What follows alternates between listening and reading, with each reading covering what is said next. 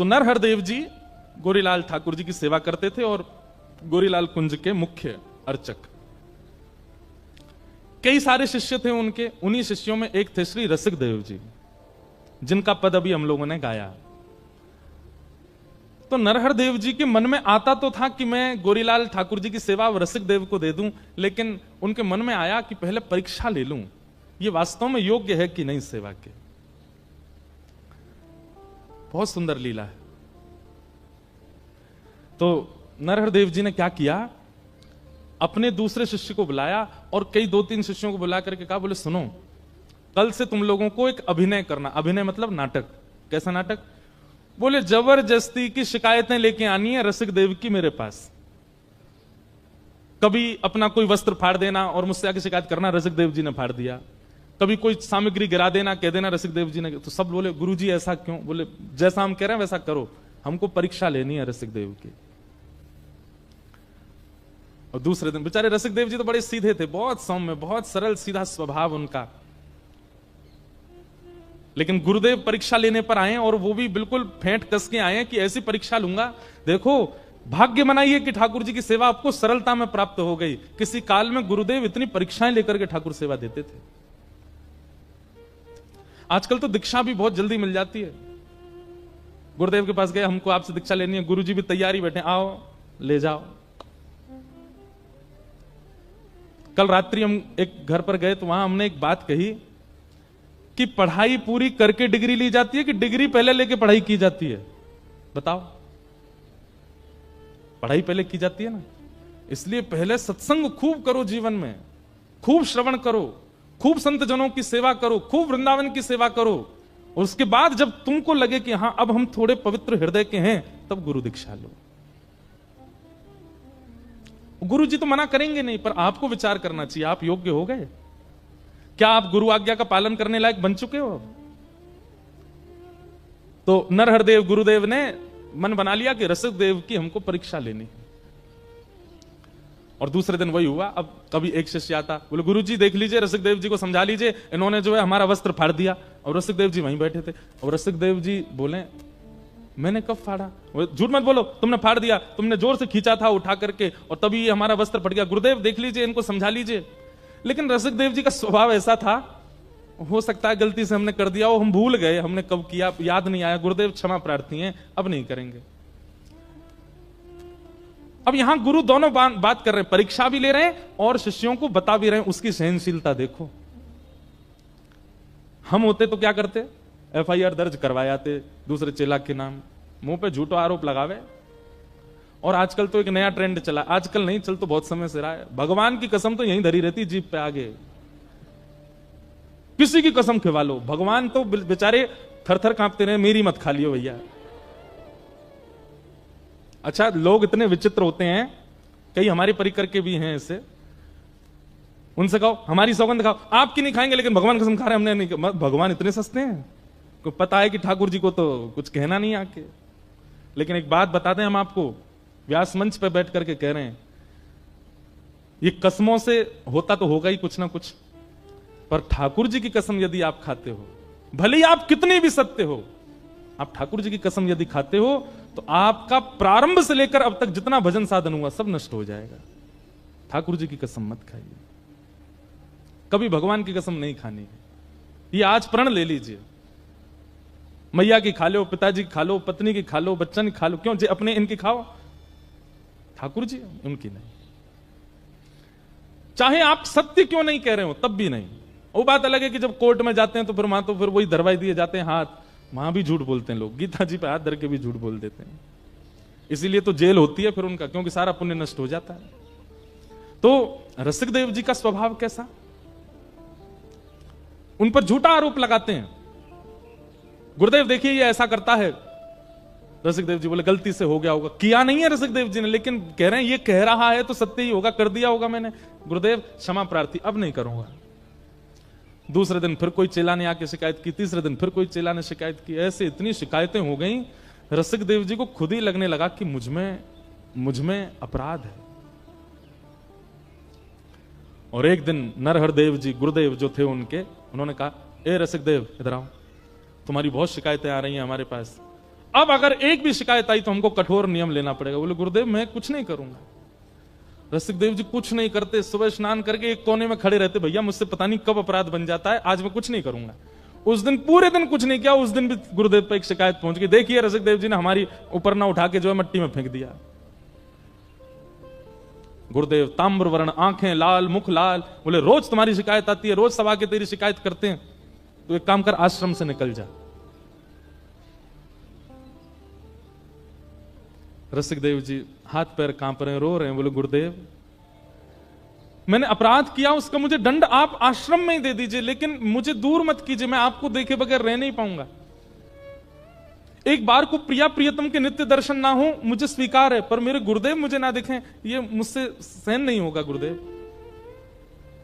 बोले सुन, हमारी आज्ञा मान और आश्रम छोड़ के चला जा, अभी जा। रसिक देव जी बोले गुरुदेव दूसरी बार कहना नहीं पड़ेगा आपको, मैं जाता हूं। और अपने सब गुरु भाई जो शिकायतें करते थे वो अंदर ही अंदर वे सब रो रहे हैं, क्योंकि रसिक देव जी ने कुछ किया नहीं, वो तो गुरुदेव करवा रहे हैं। सबसे क्षमा प्रार्थी हो गए, मुझे क्षमा कर देना गुरु भाई, मैंने जो किया मुझे क्षमा कर देना। और अपने गुरुदेव की चरण रज को लेकर के एक पोटली में और आश्रम को प्रणाम करके, गुरुलाल जी को प्रणाम करके निकल गए। और यमुना तट पर जाकर के इतना रोए, इतना विरह व्याकुल, अपने हृदय पर हाथ रख करके बस रुदन करते रहते हैं। एक दिन, 2 दिन, 3 दिन बीत गए, भोजन अन्न जल कुछ ग्रहण नहीं किया।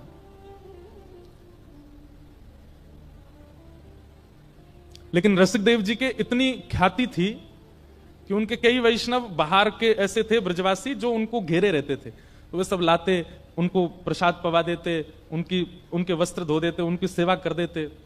पर रसिक देव जी व्याकुल पड़े रहते, मेरे गुरुदेव ने मुझे दूर कर दिया अपने से। नजरों से गिराना ना, चाहे जितनी सजा देना, नजरों से गिराना ना, चाहे जितनी सजा देना, नजरों से जो गिर जाए, नजरों से जो गिर जाए, मुश्किल ही संभल पाए, राधे तेरे चरणों की, श्यामा तेरे चरणों की, गर धूल जो मिल जाए, सच कहता हूँ मेरी तकदीर बदल जाए, राधे तेरे चरणों की। ये तो वही समझ सकता है जब कोई प्रेम करने वाला, अत्यंत प्रेम करने वाला आपसे नजर फेर लेता है, उस समय ऐसा लगता है असंख्य बाण मार दिए हो हम। रसिक देव जी की निष्ठा प्रिया प्रियतम में है, पर जितनी प्रिया प्रियतम में है उससे कई गुना ज्यादा अपने गुरुदेव में, और वो गुरुदेव अपने नजरों से आगे कर दें, और वो भी तब जब रसिक देव जी का कोई अपराध नहीं।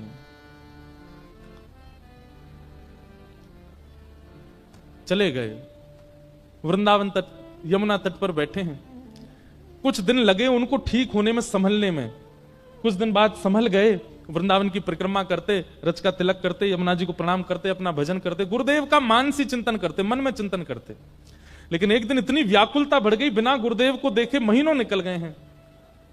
तब उन्होंने अपने एक साथी को बुलाया और कहा सुनो, बोले एक सेवा करोगे? बोले क्या? मेरा नाम मत लेना, पर तुम जाओ और गुरुदेव से जाके निवेदन करो कि गुरुदेव स्नान करने के बाद जो उनके पुराने वस्त्र होते हैं ना, वो तुम्हें दे दिया करें। तुम ऐसा कहना कि तुम धो के सुंदर उनको इत्र आदि लगा करके स्वच्छ करके गुरुदेव को दे दोगे, पर तुम लाके मुझे दे दिया करना। मुझे एक सेवा तो गुरुदेव की मैं यहां बैठे बैठे करूं। व्यक्ति गया और नरहरदेव जी से जाके निवेदन किया, गुरुजी हमारी प्रार्थना है कि आपके जो वस्त्र हैं वो धोने की सेवा हमारे परिवार को मिले। नरहरदेव जी बोले अरे तो इसमें क्या बात, ठीक है कल से हम तुमको दे दिया करेंगे। सब लोग इधर देखो, पीछे वाले कुछ होता है वहीं देखने लगते हो, इधर देखो, इतने बढ़िया चरित्र चल रहा है, सुनो। तो अब वो व्यक्ति गया और नरहर देव जी गुरुदेव के जितने वस्त्र होते थे ला करके रसिक देव जी को दे देते। रसिक देव जी पहले तो गुरुदेव के वस्त्रों को लेते, फिर उनको प्रणाम करते, फिर उनकी सुगंधी लेते, उन्हीं को वंदन करते, उन्हीं से लिपट लिपट के रो लेते, मेरे गुरुदेव के वस्त्र हैं। और फिर उसके बाद सुंदर जल से उनको स्वच्छ करते, सुखाते, वही उनकी सेवा, नाम जप और गुरुदेव के वस्त्र धोना, यही उनकी सेवा थी। गुरुदेव के 2 वस्त्र हैं, ऊपर का कुर्ता, नीचे की धोती, यही युगल सरकार मान लेते हैं, इन्हीं की ऐसी आराधना करते। और उसमें बढ़िया इत्र लगा करके स्वच्छ बिल्कुल सीमित वो करके उसको भिजवा देते। नरहर देव जी को बड़ा सुख मिलता, उनका भजन में और सुख बढ़ने लगा। वो वस्त्र धारण करते प्रिया प्रियतम के प्रति और भाव बढ़ने लगा उनका। जब अपना भाव बढ़ता देखा ठाकुर जी के प्रति, 2-4 दिन में उनको लगा इतना प्रेम पिछले बीते सालों में मुझे ठाकुर जी से नहीं हुआ, ये जब से ये वस्त्र धोके लाने लगा मेरा प्रेम ऐसा अटूट हो गया ठाकुर जी से। एक दिन उसको बुलाया, बोले इधर आ, वस्त्र तू ही धोता है? जी गुरुदेव। झूठ मत बोलना, अगर तैने झूठ बोला तो मैं श्राप तो नहीं दूंगा, लेकिन गुरुदेव के सामने झूठ बोलेगा तेरा भजन नष्ट हो जाएगा। वो घबरा गया, बोले गुरुदेव मैं नहीं धोता हूं, क्षमा, दृष्टता क्षमा करें। आपके परम रसिक शिष्य श्री रसिक देव जी वो यमुना तट पर बैठे, आपने उनको दूर कर दिया गुरुदेव, वो बहुत रोते हैं आपकी व्याकुलता में, वो आपके वस्त्र धोते हैं, मैं आपसे वस्त्र लेके वहां चला जाता हूं, वो धोते हैं, वो आपके युगल वस्त्रों को युगल मान करके पूजा करते हैं, सेवा करते हैं, इत्र लगाते हैं, धोते हैं, सुखाते, फिर भेजते हैं। नरहर देव जी के नेत्र बंद हो गए, नेत्रों में आंसू आ रहे हैं, क्योंकि इतना प्रेम ठाकुर जी के प्रति किसी सामान्य की सेवा से नहीं हो सकता। शिष्य की सेवा से भी गुरु का प्रेम बढ़ता है। लोग कहते हैं गुरु पहलवान, गुरु मेहरबान तो चेला पहलवान, पर कभी कभी चेला पहलवान हो ना तो गुरु पर भी ठाकुर मेहरबान होते हैं। शिष्य अपना शिष्यत्व देखे। लेकिन नरहरदास जी ने अपने चेहरे, अभी परीक्षा पूरी नहीं हुई और महाराज उतार करके वस्त्र उसके मुंह पर मार दिए। बोले सुन, लेकर के जा और उसके मुंह पर मार करके बोलियो अभी तो आश्रम से निकलना मेरी आज्ञा है, वृंदावन छोड़ के चला जाए, छोड़ दे वृंदावन। वो घबरा गया, बोले गुरुदेव ऐसा मत। बोले नहीं तो तुझे भी निकाल दूंगा, जाकर के कह दे उसको वृंदावन छोड़ के चला जाए। परीक्षा की पराकाष्ठा। एक बात तो स्पष्ट हो गई भैया इस भक्त चरित्र में कि बिन परीक्षा प्रेम लक्षण चित्त में प्रकट होगा नहीं। और हम परीक्षाओं से डरते हैं, हम परीक्षाओं से भागते हैं, परीक्षाओं से बचते हैं।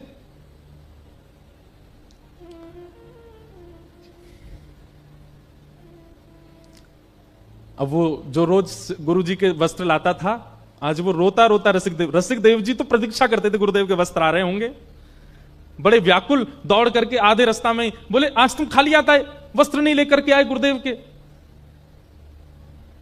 चरणों में गिर गया, बोले कि मुझे क्षमा कर दें, गुरुदेव ने एक आज्ञा दी है और मैं वो आपको सुनाना चाहता हूं। रसिक देव जी बोले मेरे लिए आज्ञा दी? बोले हाँ। बोले क्या आज्ञा? बोले गुरुदेव कह रहे हैं कि आप वृंदावन छोड़ के चले जाओ। उन्हें पता चल गया कि आप सेवा कर रहे हैं वस्त्रों की, इसलिए गुरुदेव ने आज्ञा दी है कि आप वृंदावन छोड़ के चले जाओ। सुनते ही रसिक देव जी के नेत्र सजल हो गए।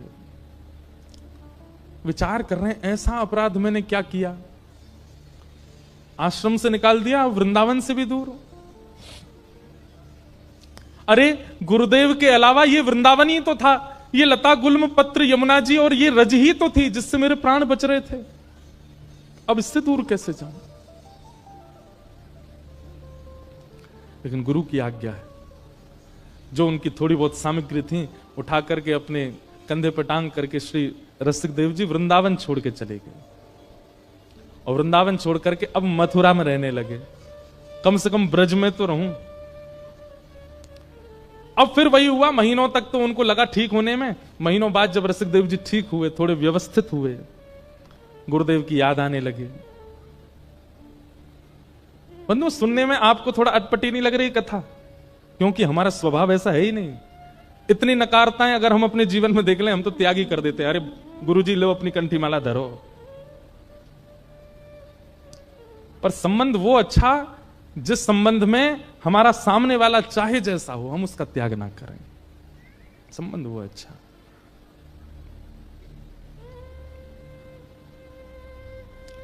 रसिकदेव जी मथुरा में रहने लगे। कुछ दिन बाद थोड़े ठीक हुए, तो ठीक होकर के अब सोचने लगे गुरुदेव के दर्शन तो कर नहीं सकता, वस्त्र भी छू नहीं सकता, कैसे क्या करूं। लोग बाग आते थे रसिकदेव जी से मिलने, दान दक्षिणा चढ़ाते थे, रसिकदेव जी सब इकट्ठी करते।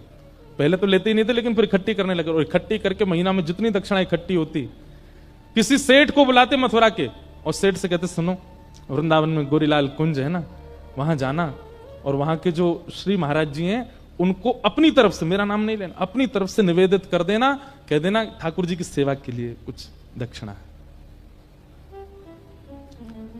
सेठ जाता, सेठ गया, जाकर के महाराज खूब सारा धन, जैसे ही उसने नरहरदेव जी को प्रणाम, बोले ठाकुर जी की सेवा के लिए, उत्सव के लिए थोड़ी राशि है महाराज जी, स्वीकार करो।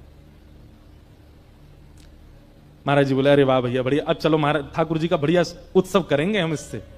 वो धन ले लिया, धन लेकर के खूब सुंदर उत्सव किया। उत्सव हुआ वृंदावन में, और विश्राम घाट मथुरा में नाच रहे थे श्री रसिकदेव जी की आज ठाकुर जी का उत्सव हो रहा है, मेरी सेवा कैसे भी गुरुदेव स्वीकार तो कर रहे हैं।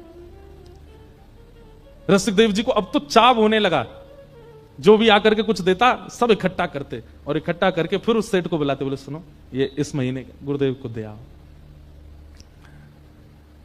2-3 बार सेवा आ गई वृंदावन, चौथी बार नरहरदेव जी के मन में आई, बोले बहुत बड़ा दानवीर नहीं बनना है ये, महीना भर की सबरी कमाई ला करके और यहां चरणों में अर्पित कर देता है, ये सेठ इतना बड़ा दानी, इसके चित्त में इतना दान कहां से आ गया। सेठ लोग तो 1 साल में 1 बार दान करते हैं, 10 साल तक गाते हैं, ये हर महीने आ जाता है लेकर के। नरहरदेव जी ने कहा ए सोने धरा सेठ, ये धन तुम्हारा है? बोले जी। उसको भी सौगंध दे दी, बोले देख तेरा नाश हो जाएगा, ऐसा हो जाएगा, मुझसे झूठ मत बोलना, सत्य बताइए धन किसका है। सेठ जी घबरा गए, बोले आपके शिष्य श्री रसिकदेव जी वो मथुरा में हैं, महीना में जितने उनके पास शिष्यगण आते हैं, जो भी कुछ चढ़ाते हैं, सब इकट्ठी करके मेरे हाथ भिजवा देते हैं। ताम्र वर्ण हो गया, लाल पड़ गई आंखें गुरुदेव की, और उठा करके सारा धन फेंक दिया उसके ऊपर, और कहा लेकर के जाओ इसको, और जा करके उसके मुंह पर मारना। उसको आश्रम से निकाल दिया, वृंदावन से निकाल दिया, अब भी पीछा नहीं छोड़ता है, कुछ ना कुछ करके यहां भेजता रहता सामग्री, क्या दिखाना चाहता है। और उसको आज्ञा देना, यदि गुरु के प्रति निष्ठा रखता है तो अब ब्रज छोड़ के चला जाए।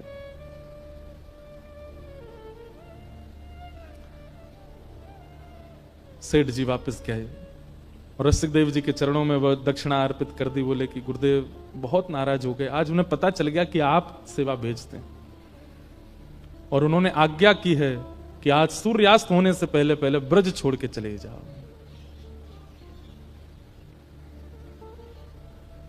रसिकदेव जी व्याकुलता की पराकाष्ठा पार हो गए, अपनी सामग्री सब उठाई और तुरंत निकल गए वृंदावन, ब्रज छोड़ करके। और ब्रज छोड़ करके अपने जन्म स्थान बुंदेलखंड के पास मध्य प्रदेश में पहुंच गए और वहीं रहने लगे। अब ना तो सेवा कर पाते हैं, ना सेवा पहुंचवा पाते हैं, कुछ नहीं करते, केवल वहां बैठे बैठे मानसी में गुरु का स्मरण करते हैं नित्य। अपने गुरुदेव का त्याग नहीं किया, नित्य मानसी में प्रिया प्रियतम और प्रिया प्रियतम के चरणों में बैठे गुरुदेव, और इन तीनों की उपासना करते हैं श्री रसिकदेव जी महाराज। अब तो वर्षों बीत गए, वृंदावन देखा भी नहीं रसिकदेव जी ने। कुछ वर्ष बाद श्री नरहर देव जी बुंदेलखंड यात्रा पर गए, और जैसे ही बुंदेलखंड यात्रा पर गए तो पूरे बुंदेलखंड के वैष्णव समाज इकट्ठा हो गया, सबने खूब स्वागत किया। इतने बड़े रसिक संत आए हैं वृंदावन से। कुछ लोगों ने जाकर के श्री रसिकदेव जी से कहा, बोले आपके गुरुजी आए हैं बुंदेलखंड, आप वृंदावन नहीं जा सकते, आपको अधिकार नहीं है, कम से कम यहां उनका दर्शन कर लीजिए, वो नगर भ्रमण पर निकले हैं, आप बाहर आ जाइए ना, हम लेके चलते हैं, आप दूर खड़े होकर ओटो में से दर्शन कर लेना। रसिकदेव जी रोने लगे, हाथ पांव चलाने लगे, बोले मेरा मन तो बहुत है कि मैं गुरुदेव को एक बार देख लूं, लेकिन मुझे भय इस बात का, कहीं उन्होंने मुझे देख लिया तो वो प्रसन्न मुद्रा में होंगे, हंस रहे होंगे, कहीं मुझे देख करके उदास ना हो जाए, दुखी ना हो जाए, मेरे मुख से कहीं उनके चित्त पर मलिनता ना आ जाए। सुनो, तुम जाओ और गुरुदेव को देखना, उनकी रूप माधुरी का दर्शन करना, और उनके नेत्र कैसे लग रहे हैं, नासिका कैसी, कान कैसे, चरण कैसे, और जो वो चल के चले जाएं उनकी रज ले आना। ऐसी गुरु निष्ठा ये केवल सुन लीजिए, आज तो देखने में मिल भी नहीं सकती। हम जब जाते हैं तो सब हमको प्रणाम करते हैं, जय श्री कृष्ण करते हैं। वहां जाते हैं सब वैष्णव खड़े हो गए, कोई कुछ लाते हैं, कुछ इतना सब स्नेह देते हैं, पर बुरा नहीं मानिएगा। कल कोई यहां पर आकर के कहते महाराज जी कल रात को पी रहे थे, तो आप लोग एक क्षण नहीं लगाओगे, भले ही वो बेचारा ये कहना भूल जाए कि चाय पी रहे थे, इतने में ही आपकी निष्ठा नष्ट हो जाएगी। ये संसार का स्वरूप है। मैं और आप तो आज इस स्थिति में कि हम केवल ये 4 घंटा बैठ के चर्चा कर लें, इतना ही बहुत है। इसके अलावा हमसे कुछ होना नहीं है। हम यहां से जाके भी कुछ गलती करेंगे और यहां आते हैं तब भी कुछ गलत करके ही आते हैं। ये रसिकदेव जी की निष्ठा,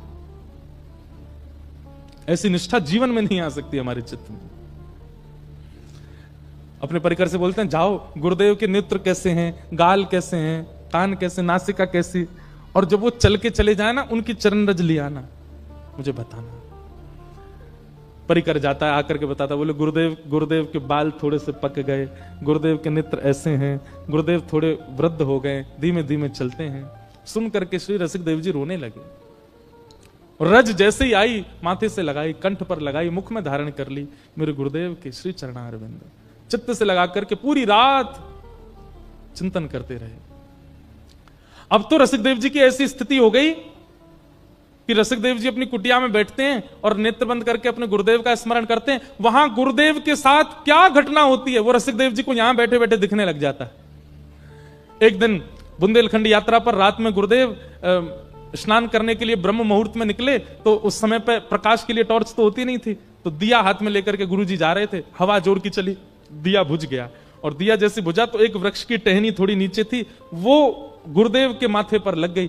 और जैसी लगी, यहां ब्रह्म मुहूर्त में श्री रसिकदेव जी अपनी कुटिया में रोने लगे और माथा पकड़ करके कहने लगे, अरे कोई जाओ, मेरे गुरुदेव के माथे पर लगी है, अभी अभी एक टहनी लगी है। रसिकदेव जी के परिकर ने उनका हाथ जैसे दूर किया तो चोट लगी गुरुदेव को, पर रक्त निकला श्री रसिकदेव जी के। ऐसी स्थिति। लेकिन लोग जाकर के केवल कहते हैं नरहर देव जी की कैसी निष्ठुरता, इतने में भी रसिकदेव को स्वीकार नहीं कर रहे हैं। किसी ने जाकर के ये घटना सुना दी कि गुरुदेव आपके माथे पर लगी थी कल। बोले तुम्हें कैसे पता, मेरे साथ तो कोई था नहीं। बोले भगवान, आपका एक शिष्य बैठा है यहां से थोड़ी दूरी पर, आपके साथ कुछ भी घटना होती है उसे पता चल जाता है। परसों आपको एक बूढ़ी मैया ने गर्म दूध पिला दिया था, आपका मुख जल गया था। बोले हाँ, जला आपका मुख, छाले पड़े रसिकदेव जी के। बोले उसको स्वीकार कर लो। तुरंत अपना जो साथ में था कुछ भी उठाकर बोले भाग यहां से, उसका नाम मत लेना मेरे सामने आकर के। अब तो रसिकदेव नरहर देव जी के संग रहने वाले जो और शिष्य थे ना, उन सबको लगने लगा हमारे गुरुदेव की बुद्धि को क्या हो गया है। स्वयं कह करके उसकी शिकायतें करवा दी, हम लोगों से झूठी झूठी शिकायतें सुन करके उसको निकाल दिया, आश्रम से निकाला, वृंदावन से निकाला, ब्रज से निकाला, और अब भी उसको स्वीकार नहीं कर रहे हैं। ये चाहते क्या है। और इतने क्रोध में आ गए, रसिकदेव जी का नाम सुनते ही तुरंत शिष्यों से बोला अभी वृंदावन चलो, अब नहीं रहना यहां पर। शिष्यों में से भी कई लोगों ने कहा बोलो गुरुदेव ऐसा स्वभाव आपका पहले तो नहीं था, आप ये किस प्रकार का व्यवहार कर रहे हैं रसिकदेव। बोले मुझे मत सिखाओ, चलो यहां से। बड़े बड़े संतों ने, बड़े बड़े आचार्यों ने, बड़े बड़े भक्तों ने जाकर के नरहर देव जी से कहा कि रसिकदेव को स्वीकार कर लो, पर उन्होंने नहीं किया। ऐसी परीक्षा तो किसी गुरु ने नहीं ली। नरहर देव जी वापस वृंदावन आए और वृंदावन में जैसी गोरीलाल जी की सेवा में पहुंचे, तो अब तक तो और बालक सेवा कर रहे थे, आज जैसे ही आप स्वयं सेवा में गए तो आपने क्या देखा, भीतर विराजमान युगल सरकार प्रिया प्रियतम के नेत्रों से अश्रु गिर रहे हैं। नरहर देव जी ने तुरंत पर्दा किया, चरणों में गिर गए, बोले सरकार जय जय, आप क्यों रुदन कर रहे हैं, सेवा में कोई चूक हो गई, रसोई सिद्ध नहीं हो रही, आपके श्रृंगार में कोई कमी हो रही है, आप क्यों रुदन कर रहे हैं सरकार। प्रिया प्रियतम सचल हो गए उनके सामने और किशोरी जी आज्ञा देकर के कहने लगी, बोले अब हमसे ये देखा नहीं जा रहा है, अब परीक्षा की पराकाष्ठा कर रहे हैं आप। इतनी परीक्षा तो कभी श्याम सुंदर नहीं लेते, इतनी परीक्षा की भावना तो कभी किसी देव चित्त में नहीं आती, जितने कठोर हृदय से आप रसिकदेव की परीक्षा ले रहे हैं। हमारी आपसे प्रार्थना है रसिकदेव को अब स्वीकार कर लो। नरहरदेव जी उठ करके नृत्य करने लगे, बोले मैं बस इसी की प्रतीक्षा कर रहा था कि आप कहो कि उसको स्वीकार करो। मुझसे सबने कहा, आचार्यों ने कहा, शिष्यों ने कहा, पर मैं रसिकदेव की भक्ति आपके मुख से सुनना चाहता था। मेरे शिष्य की पराकाष्ठा, मेरे शिष्य का प्रेम कोई और मुझसे कहे, मुझे उसमें रुचि नहीं थी। मैं चाहता था कि प्रिया प्रियतम स्वयं एक दिन प्रकट होकर के कहेंगे कि रसिकदेव जैसा शिष्य इसको स्वीकार करो, तब स्वीकार करो। ये परीक्षा इसी के लिए कर रहा था कि आप बोलो। आज नरहरदेव जी का एक अलग रूप दिखा, जो इतने निष्ठुर, इतने कठोर हृदय के बन गए थे पिछले कुछ वर्षों में, आज वो द्रवित हृदय, इतने दिन का भरा था हृदय में, नेत्रों से अविरल अश्रुधार गिर रही है, और अपने सब शिष्यों से कहने लगे, मेरे प्राण, मेरे जीवन, मेरे अत्यंत प्रिय रसिकदेव को कोई लेकर के आओ।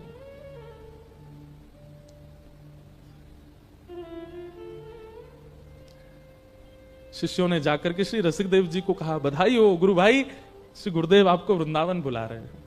और ये शब्द सुनने के लिए रसिकदेव जी के कान तरस गए थे कि मुझे गुरुदेव पुकारे। पैदल ही निकल पड़े बुंदेलखंड से, रोते बिलखते श्री रसिकदेव जी आए वृंदावन। और जैसी गोरीलाल कुंज में आकर के श्री गुरुदेव को आज वर्षों बाद देखा, लिपट गए एक दूसरे के अंक से। यहां दोनों का मिलन हो रहा है और भीतर प्रेमाश्रु पुलकित हो रहे हैं श्री श्यामा श्याम के नेत्रों से अविरल अश्रुधार। कभी कभी सिर पर हाथ फेरते हैं, कभी हृदय से लगाते हैं, कभी माथे को चूमते हैं। गुरुदेव बोले, रसिकदेव तेरी बहुत परीक्षा ली मैंने, लेकिन तेरी निष्ठा की बलिहारी, एक बार भी तेने मन में मेरे प्रति कोई दुर्भाव नहीं रखा। आज अपने जीवन की जमा पूंजी, अपने समस्त रसिक जनों की जमा पूंजी और मेरे प्राण आधार तुझे हम उपहार में देंगे। और रसिकदेव का हाथ पकड़ करके श्री गोरीलाल ठाकुर जी के चरणों में रख दिया। बोले, आज से तेरे जीवन यही है, क्योंकि वृंदावन से निकाला मैंने है और वृंदावन बुलाया इन्होंने है। मैं तुझे वृंदावन बुलाऊं ये मुझ तक सीमित होता। गुरु तो कृपा कर देता है, शिष्यों पर बुला लेता है, पर मैं तो चाहता था मेरे रसिक देव को प्रिया प्रियतम बुलाऊं, और इन्होंने कहकर के बुलाया कि रसिक देव को बुलाओ, आज से यही तेरे सर्वस्व। ऐसे श्री रसिक देव वही गाते हैं, भाग्य बनो वृंदावन पायो, भाग्य बनो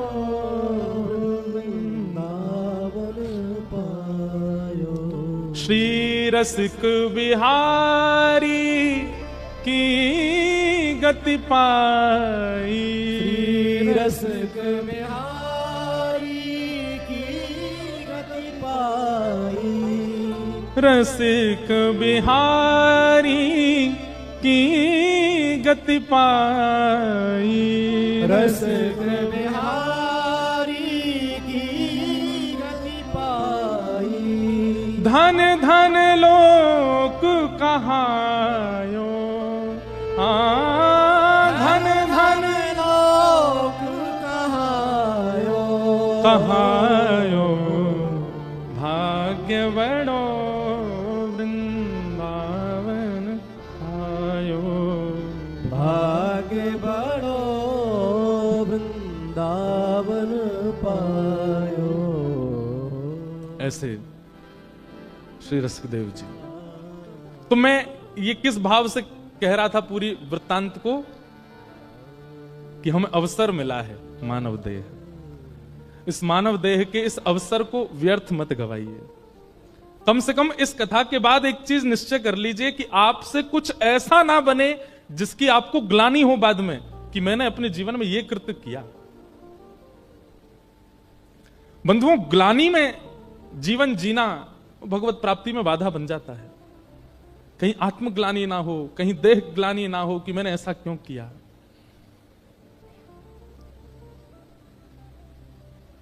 ये तो थी रसिकदेव जी की वाणी, लेकिन एक भाव हमारे लाल जी ने लिखवाया है, वृंदावन के प्रति कैसा होना चाहिए। राधे